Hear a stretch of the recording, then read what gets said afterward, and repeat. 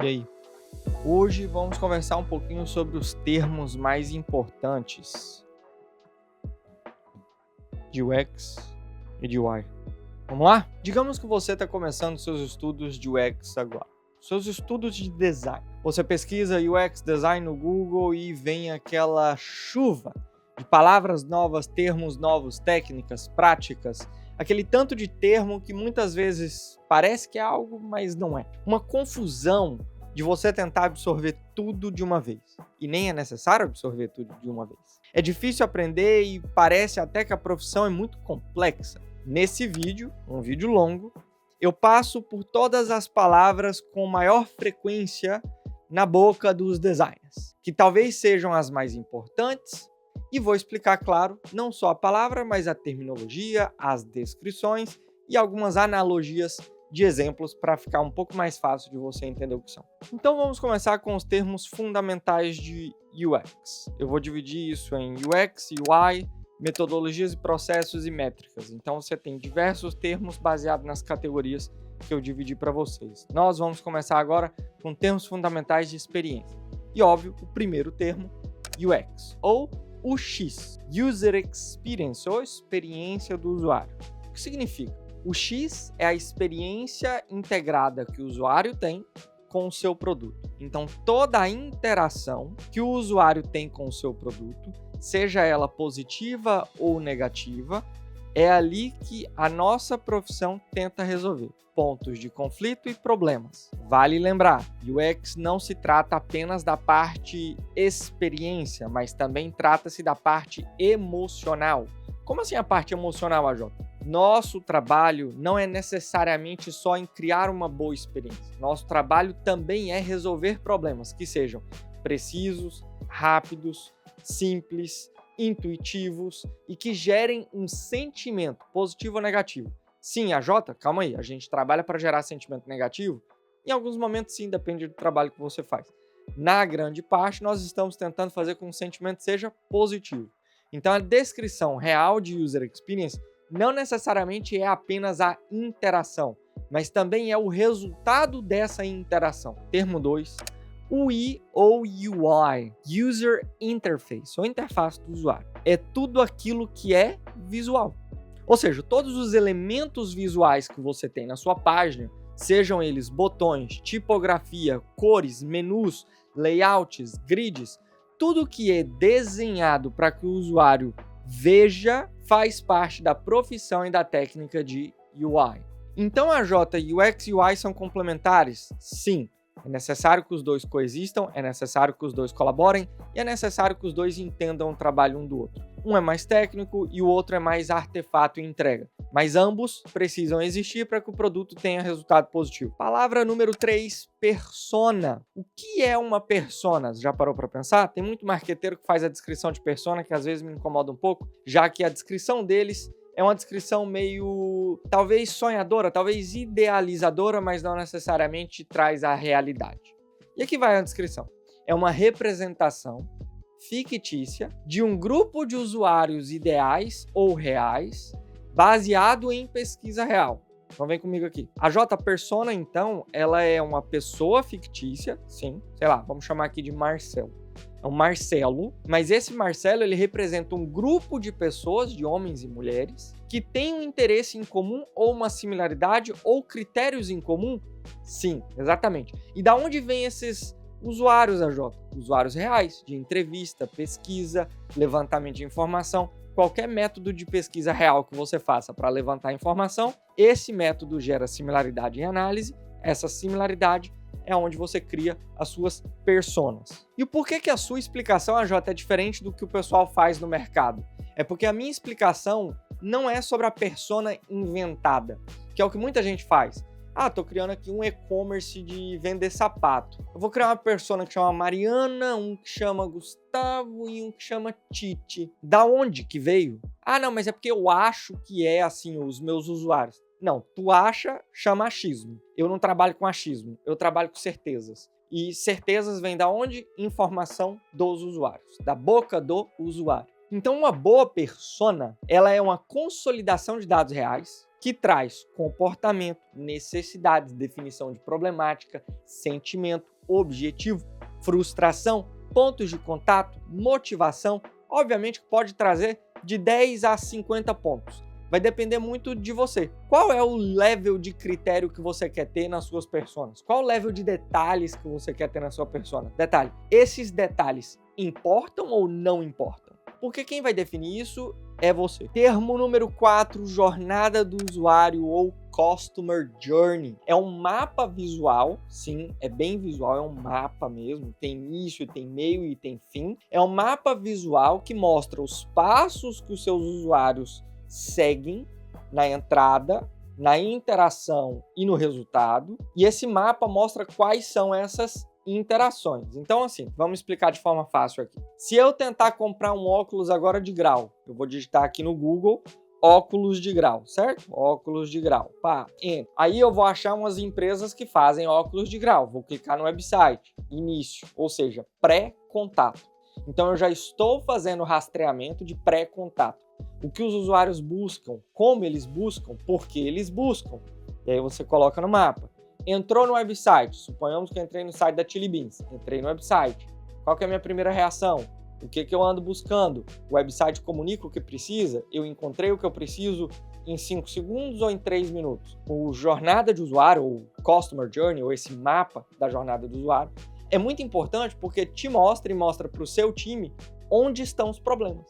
Onde estão os pontos de frustração, onde estão os pontos positivos, onde estão as funcionalidades que funcionam ou que não funcionam e que deveriam funcionar. É muito importante que seja bem feito, de novo, com usuários reais, né? Com dados reais, nada inventado e nada no achismo, porque é um mapa importante para o seu time conseguir entender qual a priorização do nosso trabalho, onde que nós deveríamos ter mais foco e mais dedicação para resolver problemas importantes. O próximo aqui é Pain Points. O que é Pain Points?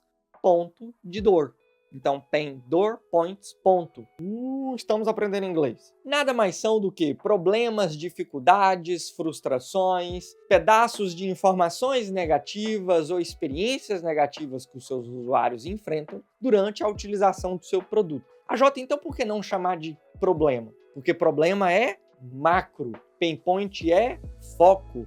É mais fácil você ter foco em resolver pequenos problemas, pontos de dor, do que você resolver um problema que é muito maior e demora muito mais a ser resolvido.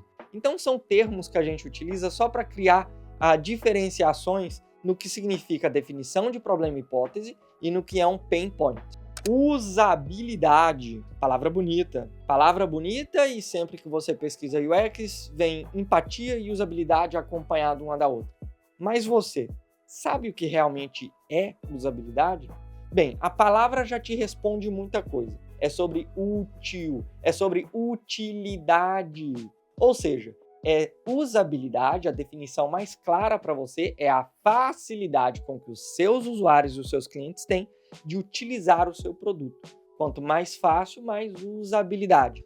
De forma geral, claro, porque o termo técnico tem outras explicações e outras variabilidades em como deve ser aplicado no dia a dia. A usabilidade pode ser metrificada em 5 pontos: aprendizagem, eficiência, memorabilidade, erro e satisfação. Todos esses termos juntos e você fazendo uma análise correta do seu produto em cima desses termos faz com que o seu produto tenha uma nota de usabilidade positiva ou negativa. Usabilidade também pode ser medida em palavras faladas pelos usuários. Então, novamente, sem opinião e sem achismo, mas usuários reais. E agora vamos conversar um pouquinho sobre os termos específicos de UI Design. Todos esses termos são mais relacionados a quê?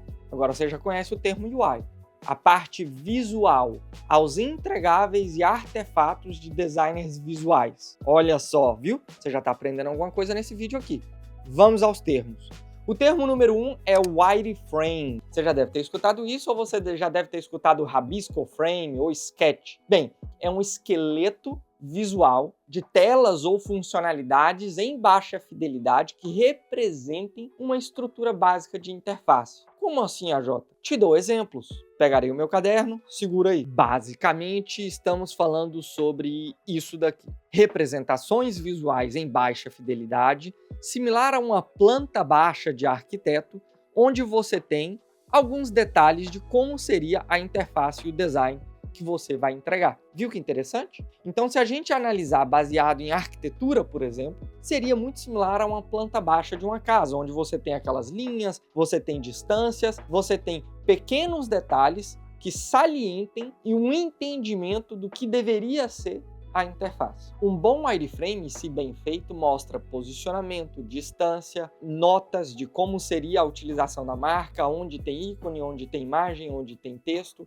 e facilita o entendimento do time se aquilo ali funciona ou não. AJ, vocês conseguem tomar decisões só com rabisco? Sim, preferencialmente. Por quê? Mais barato, mais rápido, mais simples de ser feito. Quando você pula para um software, significa que você já perdeu tempo, já dedicou muitas horas e possivelmente já fez muito próximo do que deveria ser o projeto real. E isso pode ser que crie viés nas decisões e faça com que as decisões não sejam tão fáceis. Porque as pessoas não têm medo de rasgar um papel, mas as pessoas têm medo de deletar um artboard do Figma inteiro. Palavra 2 relacionada a UI, High Fidelity ou Mockup. Aí você vai falar, Jota, High Fidelity não tem muito a ver com mockup. Mockup é o mockup 3D que os designers gráficos fazem. Aquilo é realmente um mockup. Mas quando você trabalha numa empresa corporativa, você não vai escutar muito. Eu quero ver o design final.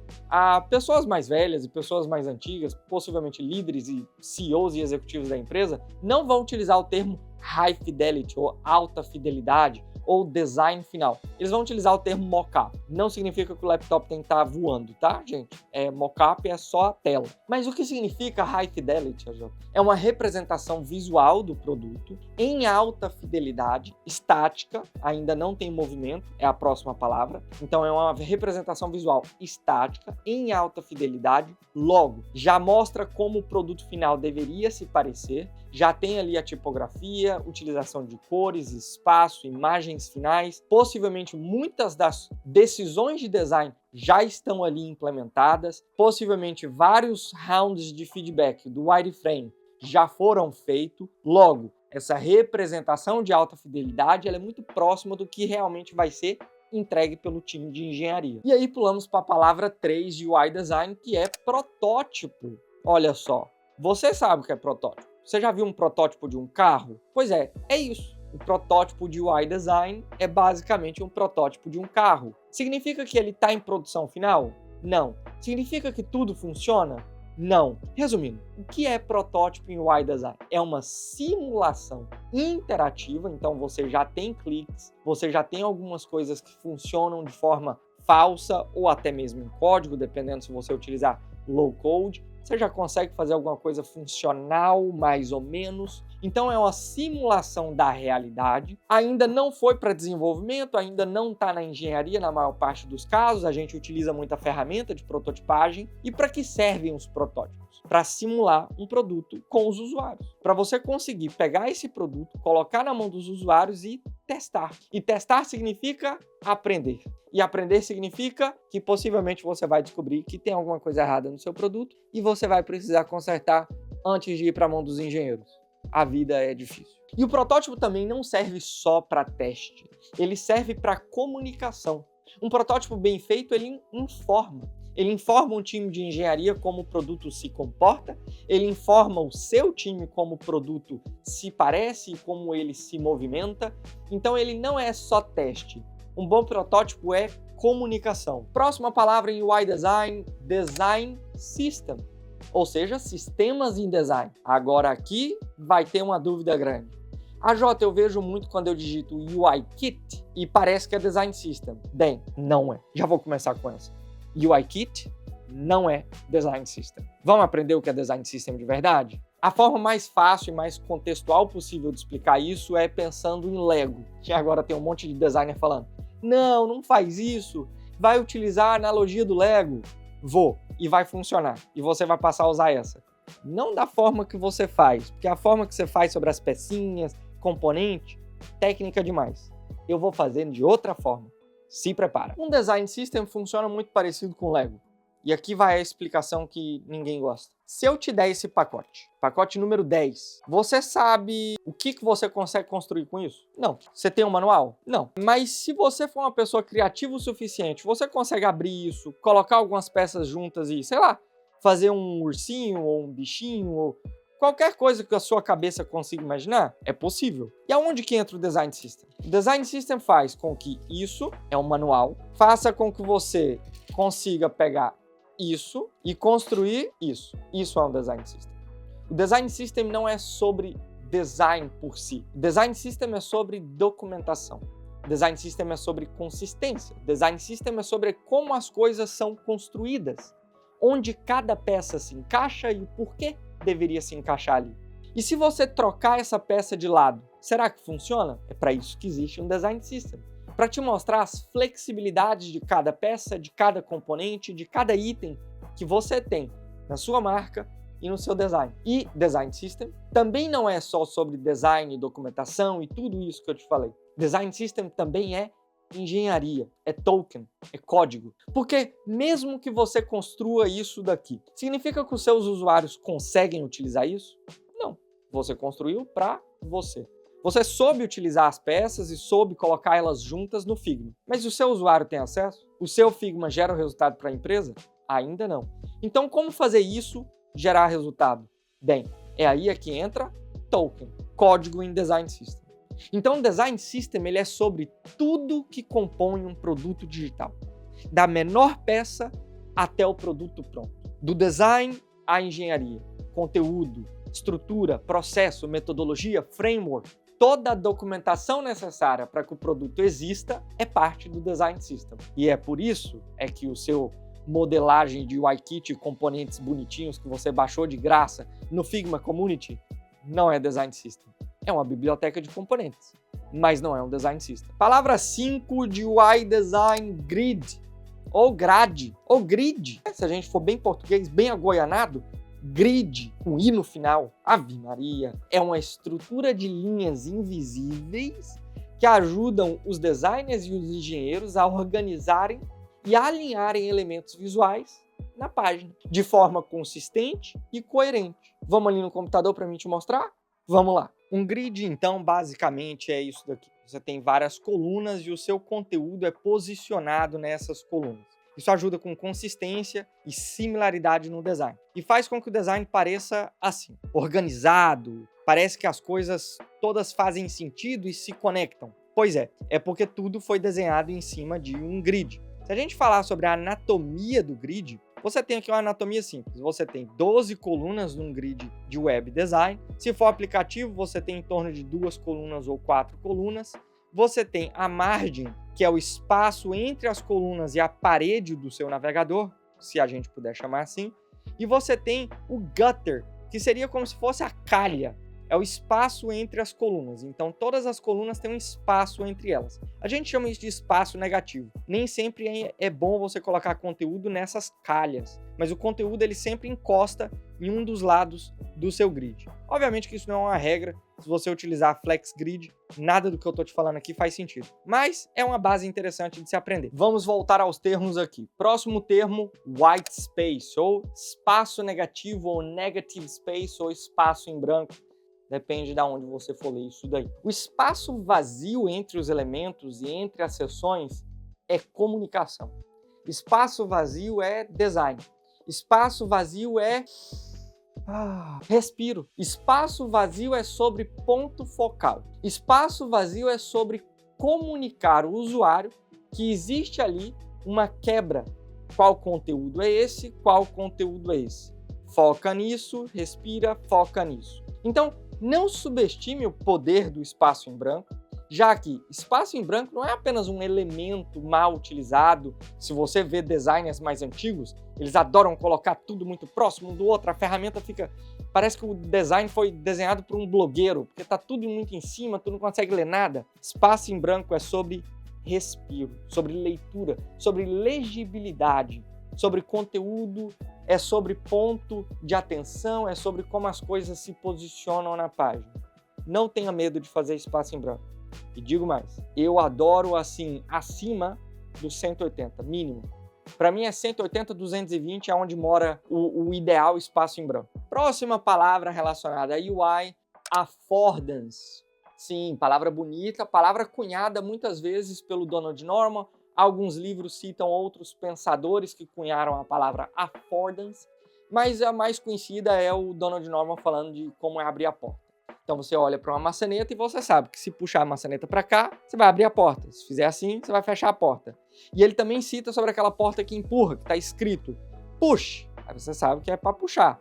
Empurre, aí você sabe que é para empurrar.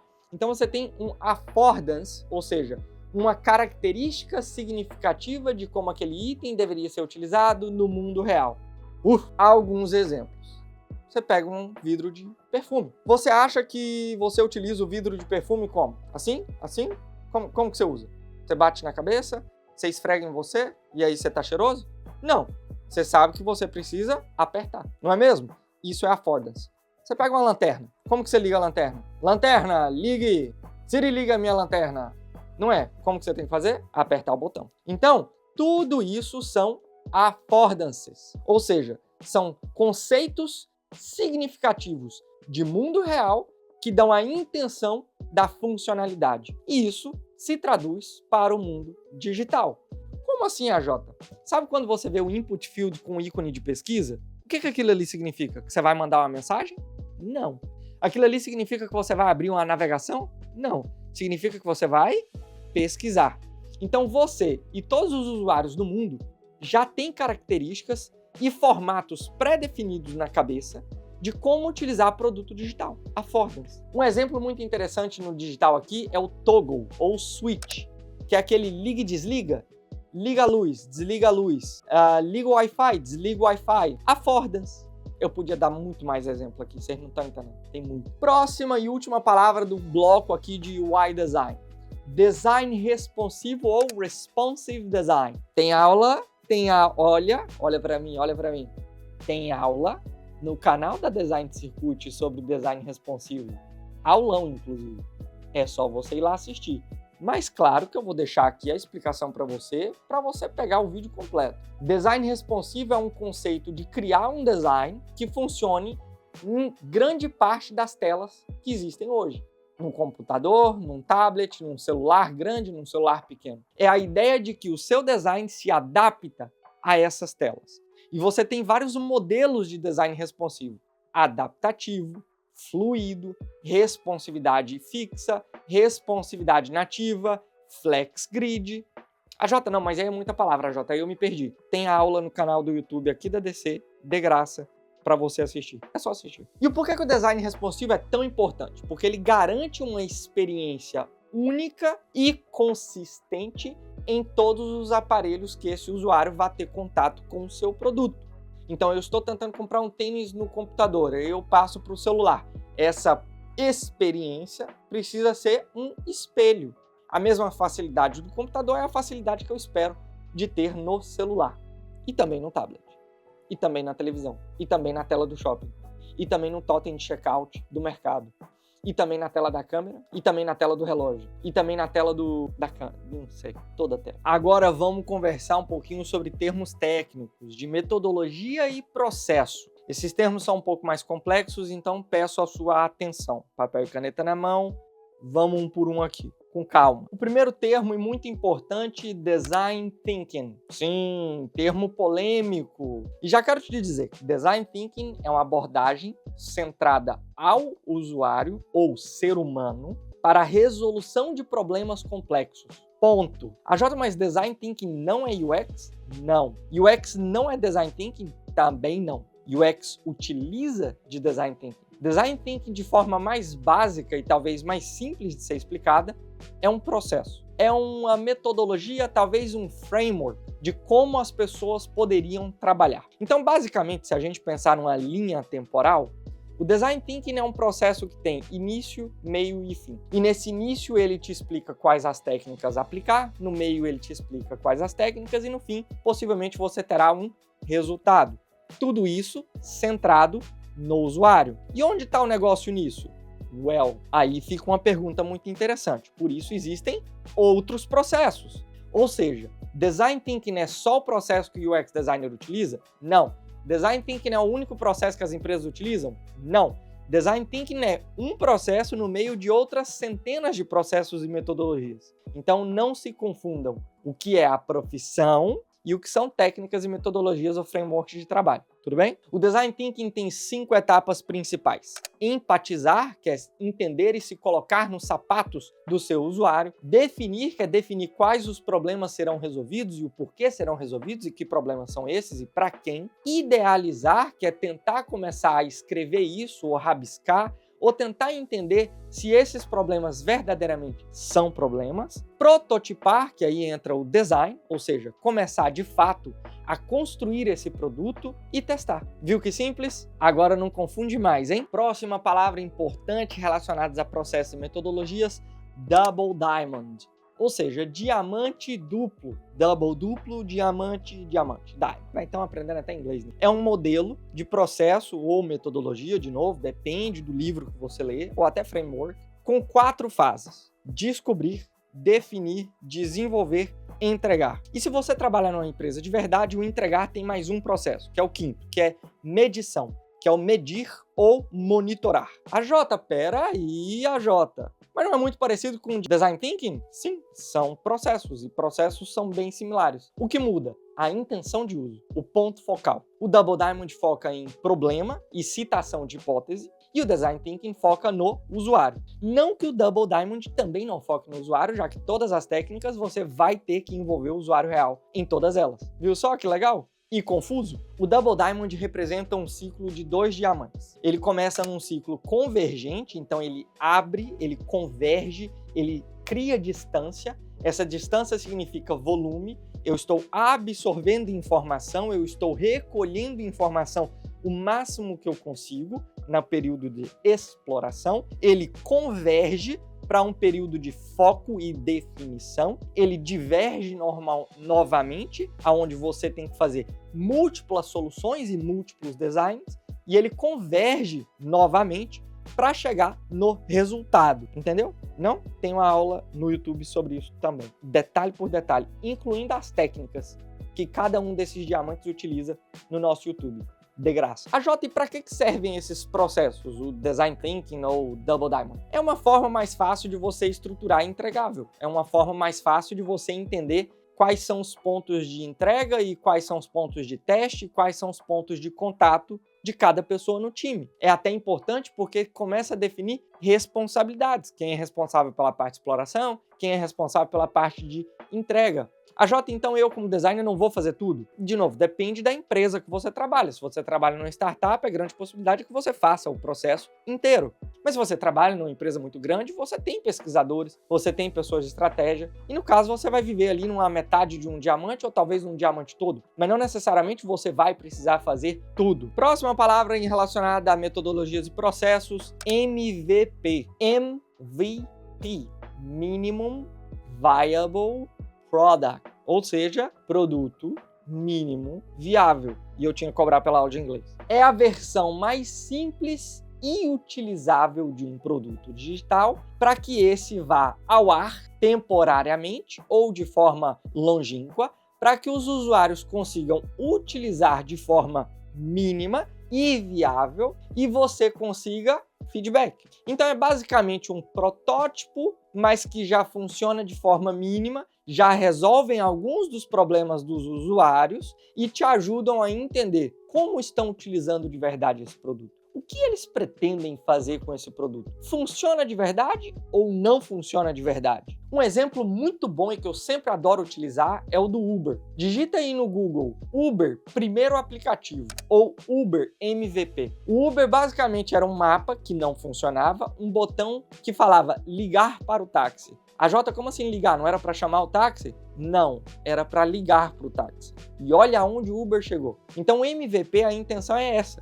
É pôr na tua mão o produto e ver se você usa, como você usa, por que você usa e se volta a usar constantemente ou se usa só uma vez. Basicamente é um teste, mas um teste ao vivo. Próxima palavra de metodologias e processos, User Testing, ou teste com usuários. De forma mais básica para tu aqui. é um processo de observação dos usuários reais interagindo com o seu produto digital em seu ambiente natural ou no ambiente controlado, para levantamento de problemas e insights e feedbacks e oportunidades de melhoria. Eu já tô vendo agora, nesse minuto, um monte de designer assim, peraí, user test não tem a ver com observação em ambiente real ou monitorada, Jota, porque monitorada é teste de habilidade, e se for em ambiente real, é teste etnográfico? Bem, eu sei. O que eu estou tentando descrever aqui é user testing. É a visão macro do que significa teste.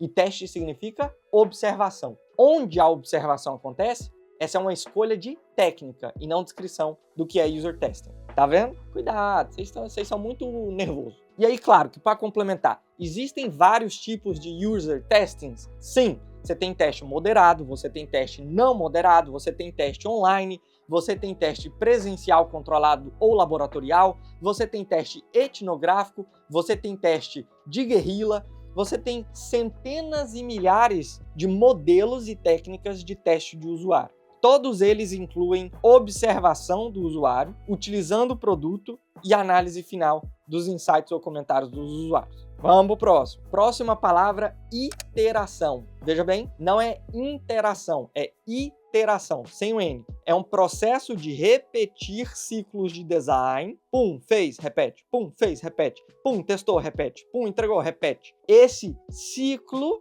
cria refinamento de melhoria contínuo para o seu produto. Explicação mais fácil do que essa não tem. Então, iterar em design é necessário e, na realidade, é básico, porque a iteração no dia a dia é o que cria bons produtos. É o que faz com que o seu produto seja bem utilizado, ou fácil, ou intuitivo. É o que levanta hipótese, é o que levanta problema, é o que cria novos tickets e novas funcionalidades. Porque imagina comigo, um produto que você coloca no ar e abandona. Ele vai evoluir? Não, ele não vai evoluir sozinho. Ele vai melhorar a experiência dos usuários conforme o tempo vai passando? Não, na realidade ele vai piorar a experiência dos usuários. Logo, a iteração é necessária para fazer o seu produto existir. E quero deixar claro, quando a gente fala de iteração, eu sei que muitos falam assim, mas eu vejo muito designer acertando de primeira, não precisa iterar. Bem, isso não existe. Eu acho que vocês confundem designer de Instagram e designer de verdade. Pega aí os melhores times do planeta. Google, Facebook, Uber, pega aí Samsung, pega Apple.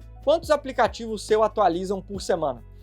Viu, né? Como o pessoal do Instagram não sabe o que tá falando. Quantos aplicativos nesse minuto? Vai aí no seu Google Store, no seu Apple Store, arrasta para baixo. Quantos você tem para atualizar agora? 30? 17 aplicativos? Como é que o Instagramer acerta de primeira em todos os clientes? Isso não existe. Os melhores times do planeta, os times mais sêniores do mundo, erram. Tu tá achando que o cara do Instagram não erra? Pelo amor de Deus, né? Iteração é mínimo para fazer produto existir. É básico. E não acho que você vai trabalhar numa empresa que não tem iteração constante. Vai ter. É necessário. Próxima palavra em processos e metodologias, A/B testing, ou seja, teste A/B. É uma comparação de duas versões de um design para determinar qual deles gera mais resultado, qual deles entrega mais valor, qual deles tem mais interação, qual deles tem mais cliques, qual deles tem mais vendas. Jota, por que você deu esse tanto de exemplo? É porque o teste A/B depende muito do que você espera que essas duas telas façam, ou você espera o resultado desse teste. Então depende muito do teu objetivo.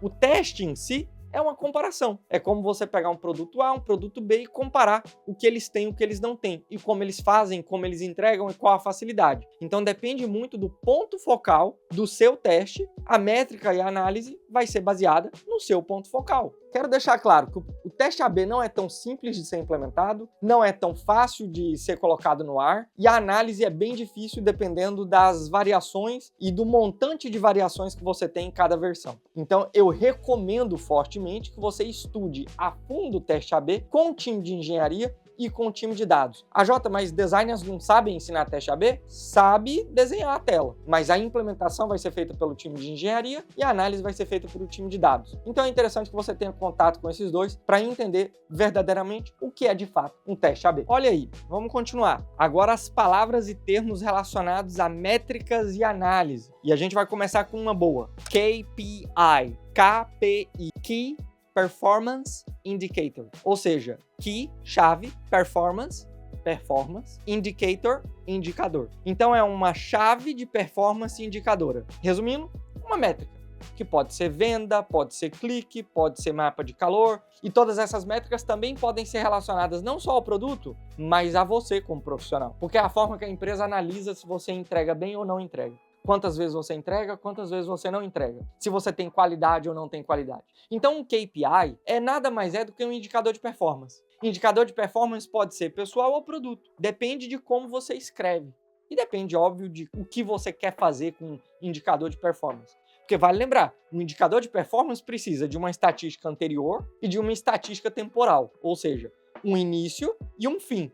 Para que dessa forma você consiga analisar e comparar. Porque sem o início, você vai comparar com o quê? Para UX em específico, você tem alguns termos e KPIs muito comuns que a gente utiliza no nosso dia a dia. Taxa de conversão, tempo de conclusão de tarefa ou tempo de conclusão de checkout, taxa de erro, taxa de clique, taxa de volume, ou seja, exposição, o quanto o usuário tem de exposição em cada parte do website. Tem inúmeras e talvez até centenas de métricas que você pode utilizar relacionada a produto. Relacionada à sua carreira, colaboração, volume de entrega, volume de qualidade, benefício para a empresa, resultados em dinheiro para a empresa, quantos projetos você fez que gerou resultado em porcentagem ou não. Então, assim, KPI basicamente é uma forma de te avaliar e avaliar o produto. Essa seria a explicação mais básica. Termo 2. Heat map. Heat, calor, mapa. Mapa de calor. É uma representação visual que mostra áreas de interesse ou áreas com maior e menor interação em uma interface. As áreas que têm maior volume, vermelha. As áreas que têm menor volume, cores frias, azul ou verde, depende da ferramenta que você utiliza. Jota, qual que é a importância disso? Bem, o mapa de calor ele mostra volume. Logo, pode ser volume de clique, pode ser volume de clique errado, pode ser volume de seleção, pode ser volume de movimento de mouse, pode ser volume de mouse parado. Vai depender muito do que você quer analisar e o porquê você quer analisar. Mas basicamente é uma forma fácil de você entender como os usuários estão utilizando, qual o volume de usuários que estão utilizando e se está sendo mais utilizado ou menos utilizado. E o que estiver sendo menos utilizado ou tendo menos movimento ou interação, talvez seja um bom ponto focal para a sua próxima funcionalidade ou para o seu próximo ticket para você consertar. Porque talvez você esteja perdendo vendas porque não tem tanto movimento. Então as áreas azuis ou verde é sempre um ponto de interesse da empresa ou do design. Próximo termo, funil de conversão. Basicamente é um funil, tá? Na tua cabeça, você já sabe qual é a explicação. É um funil. Você vai colocar um saco de informação e vai virar pouca informação. Ou um saco de interações com os usuários e aí vai sair poucas interações ali. É isso. Agora vai ter uma galera de marketing e analytics assim, ó, brava. Eu vou explicar, relaxa. O funil nada mais é do que uma forma de visualizar etapas que os usuários percorrem no seu produto até o objetivo. Objetivo esse que pode ser checkout, adicionar o carrinho, conversão, compra final, página final. Depende muito do objetivo que você define. Então o que ele faz? Ele mostra da onde os usuários iniciaram e aonde eles chegaram. E dessa forma você entende volume de usuários que iniciaram e volume de usuários que terminaram. E você vai sempre perceber que em e-commerce a gente tem um volume muito alto, funil, volume muito alto de entrada, volume muito baixo de saída. E aí como que você tenta fazer volume alto e volume alto? Bem, esse é o segredo final de quem desenha um bom produto. Eu ainda não descobri, quem sabe um dia. E o funil é importante porque, baseado em volume, você começa a analisar aonde é que os usuários estão abandonando o produto. E ali, de novo, ponto focal. É onde você precisa colocar todos os seus esforços e os esforços do seu time para resolver um problema, que talvez seja abandono de carrinho, talvez seja bounce rate, talvez seja porque o produto está caro, talvez seja porque a informação não está clara o suficiente. Mas uma análise de funil, ela é extremamente importante, principalmente se o objetivo estiver claro, porque ele vai mostrar especificamente o que você precisa resolver depois da análise. Próxima palavra, Analytics. Analytics nada mais é do que o famoso Google Analytics. Pronto, olha só, você já conhece o que é? É a coleta, medição e análise de dados para fazer com que o seu produto melhore. Jota, que tanto de coisa que você citou para fazer o produto melhorar? Pois é, e você ainda acha que tem uma galera acertando de primeira. Tá bom. Então, Analytics, da forma mais crua, sem pensar em ferramenta, é a ideia de coleta de dados, análise de dados e definição em cima dos dados de quais são os problemas ou possíveis soluções que a gente precisa trabalhar. Óbvio que os Analytics nos ajudam em uma outra coisa, que é reduzir a opinião e reduzir achismo. Faz com que, em vez de você tome decisão em achismo ou em diretor, você toma decisão baseado em número, baseado em estatística. Algumas ferramentas importantes relacionadas a Analytics: Google Analytics, Hotjar, Full Story e existem outras centenas aí. Essas são as 3 que eu lembrei. Usa elas. Quer dizer, não usa porque você é designer, né? Você vai precisar de um engenheiro para implementar. Sim, de novo, tem que ser amiguinho do engenheiro. Última palavrinha relacionada a métricas e a última palavra do nosso vídeo, ROI, ROI, Return on Investment, ou Return of Investment. O que é isso, AJ? É uma medida de valor que a gente utiliza para tentar entender quanto de investimento eu fiz em melhoria, em funcionalidade, em pessoas, em UX, em produto, e o quanto isso me retorna como empresa. Dinheiro nós estamos falando, tá, gente? Nós não estamos falando de número de seguidor, dinheiro. Então, o Return of Investment ou Return on Investment em UX, ele pode ser medido através de aumento de venda, redução de custo de suporte, redução de bounce rate, redução de drop-off, aumento de quantidade de itens no carrinho, retenção de dados e usuários, retenção de compra, volume de compra. Todos esses indicadores, KPIs ou métricas, todos esses indicadores te ajudam a fazer o cálculo de Return on Investment. Porém, ressalva gigante, vírgula, nem todo mundo sabe realmente fazer um cálculo de Return on Investment e não é tão simples calcular dessa forma. Eu não conheço designer que calcula isso, porque grande parte desses cálculos vem do time de negócios, ou do time de análise, ou do time de estratégia. Você pode participar? Pode. Mas necessariamente os cálculos são bem complexos, porque você precisa entender volume de negócio, volume de dinheiro, volume de entrada, tempo, versus a quantidade de usuário, versus a quantidade de trabalho, versus a média salarial de todo mundo.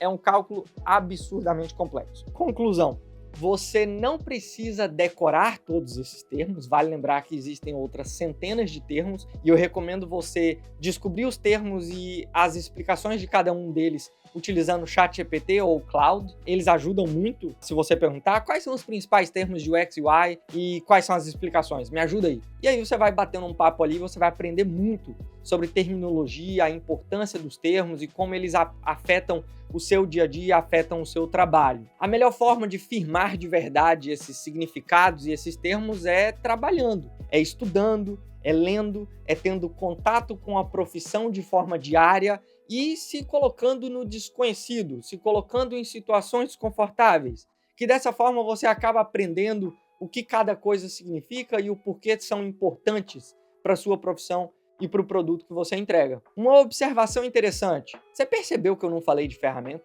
Você percebeu que eu não falei de Figma? Você percebeu que eu não falei de Sketch? Pois é porque a nossa profissão não é baseada em ferramenta. A nossa profissão é baseada em design, em técnica, em prática, em teoria, em coisas que realmente afetam o produto, não necessariamente quantos pixels curvadinhos, bonitinhos tem no seu Figma. O seu Figma é importante, mas não é a definição da profissão. Viu só que importante esse vídeo? Vejo vocês no próximo. Fui!